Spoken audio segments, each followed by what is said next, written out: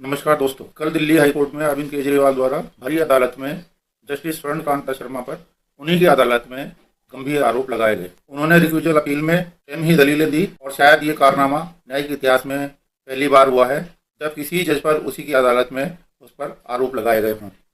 जैसा कि केजरीवाल का राजनीति में भी अपना एक चरित्र रहा है कि जो उनके अनुसार नहीं होता उस पर वो आरोप लगाने से नहीं चूकते हैं, उसी तरह उन्होंने कोर्ट पर भी ऐसा ही रवैया अपनाया है। अब उनके इस रवैये से कई प्रश्न खड़े होते हैं। रिक्यूजल का अर्थ न्यायिक प्रक्रिया में किसी भी जज या वकील द्वारा अपनी इच्छा से स्वयं को ही किसी केस से अलग कर लेना होता है, लेकिन केजरीवाल द्वारा किसी जज पर आरोप लगाकर उन्हें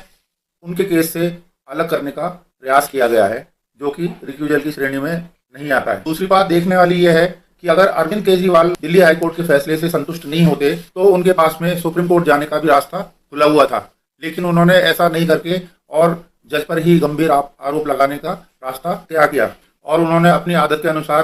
जैसे राजनीति में आरोप लगाने की राजनीति करते रहे हैं वैसे ही दाव कोर्ट में खेले। वो अपनी पूरी दलील में लोअर कोर्ट के फैसले को ही सही बताने का प्रयास करते रहे और हाई कोर्ट के इस फैसले पर स्टे को गलत ठहराते रहे। वह भी इस आधार पे कि लोअर कोर्ट के फैसले को बिना ध्यान में रखे हाई कोर्ट के जज ने पक्षपात से ग्रस्त होकर इस फैसले पर स्टे किया है। अपनी दलील में उन्होंने हाई कोर्ट की जज स्वर्णकांता शर्मा को अनेक तरह से पक्षपाती बताया है और यहाँ तक कि उन्होंने उन्हें संघ की विचारधारा की समर्थक भी बताया है और यह आशंका जाहिर की है कि वो उनसे कभी भी उनके प्रति सही फैसला नहीं करेंगी। अगर उनकी इस दलील पर गौर किया जाए तो जब हाई कोर्ट के किसी जज द्वारा किन्हीं कारणों से पक्षपाती हुआ जा सकता है, तो क्या यह नहीं हो सकता है कि जो लोअर कोर्ट का जज है जिसने उनके पक्ष में फैसला दिया है वो किन्हीं कारणों से पक्षपाती होकर या प्रलोभनों से पक्षपाती होकर उनके पक्ष में भी फैसला दे सकता है। और इस प्रकार तो सुप्रीम कोर्ट के मुख्य न्यायाधीश महोदय और कई अन्य न्यायाधीश भी कई सरकारी कार्यक्रमों में भाग लेते हैं, तो उन पर भी इसी तरह के आरोप लग सकते हैं। और इस तरह तो सरकार द्वारा